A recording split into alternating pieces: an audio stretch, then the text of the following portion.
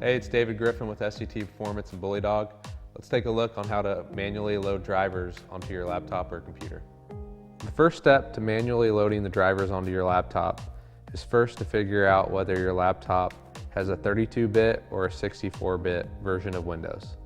To do this, you'll right-click on the Windows icon, which is at the bottom left of your computer screen. Then you're going to choose System.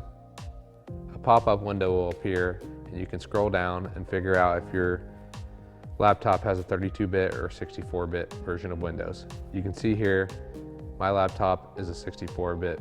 So the next step will be to choose the 64-bit driver download. After it's downloaded, save it to the desktop on your computer.